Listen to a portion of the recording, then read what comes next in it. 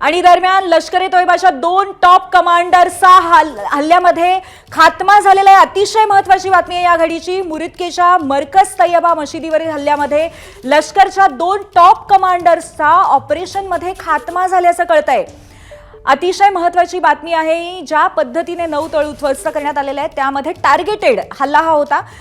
मुरिदकेच्या मरकज तैयबा मशिदीवरील हल्ल्यामध्ये 2 टॉप कमांडरचा खात्मा झालाय। भारती आपल्याला अधिक माहिती देईल। भारती, काय माहिती आहे? खरं तर खूप मोठा अपडेट, म्हणजे जे अपडेट प्रेक्षकांना हवं आहे, लोक वाट बघतात आहेत, ते सगळ्यात मोठं अपडेट आता आलेलं आहे। ते म्हणजे मुरिदकेमध्ये जिथे लष्कर ए तोयबाचं हेडक्वार्टर आहे तिथल्या हल्ल्यामध्ये आपल्याला जी माहिती मिळते त्यानुसार लष्कर ए तोयबाच्या खूप मोठ्या कमांडर्स पैकी 2 कमांडर्स अब्दुल मलिक आणि मुदस्सीर यांचा खात्मा झाल्याची माहिती आहे।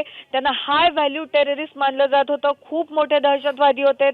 लष्कर ए तैयबाचे टॉप कमांडर्स पैकी एक मानले जात होते आणि त्या दोघांनाही मारल्याची, त्यांचा खात्मा केल्याची माहिती आता पुढे येते। त्यामुळे खूप मोठा अपडेट कालच्या एअर स्ट्राईक बद्दलचं। आपण म्हणत होतो संख्या अजून कळलेली नाहीये या 9 ठिकाणांवर जे हल्ले करण्यात आले त्याची, मात्र हे कळलेलं आहे आता आपल्याला की मोठे कमांडर्स सुद्धा त्यांचा सुद्धा खात्मा झालेला आहे। पूर्वी नक्कीच भारती, संख्येपेक्षा सुद्धा किती महत्त्वाचे मोहरे टिपले गेले नक्कीच महत्त्वाचं आहे। आणि जर अशा पद्धतीने टॉप कमांडर्स लष्कर ए तोयबाचे जर इथे त्यांचा खात्मा झाला असेल तर हे ऑपरेशन फक्त भारतासाठी नाही संपूर्ण जगासाठी महत्त्वाचं आहे भारती।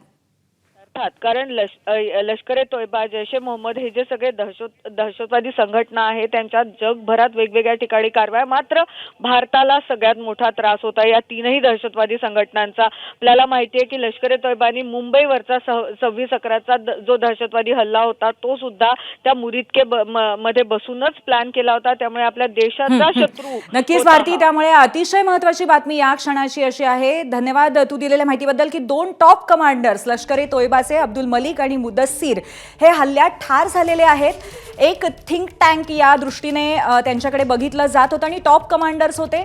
ऑपरेशन सिंदूरमध्ये नक्की कुठल्या दहशतवाद्यांचा खात्मा झालेला आहे आणि कशा पद्धतीने हे स्ट्रॅटेजिक प्लॅनिंग होतं यातनं स्पष्ट होतं।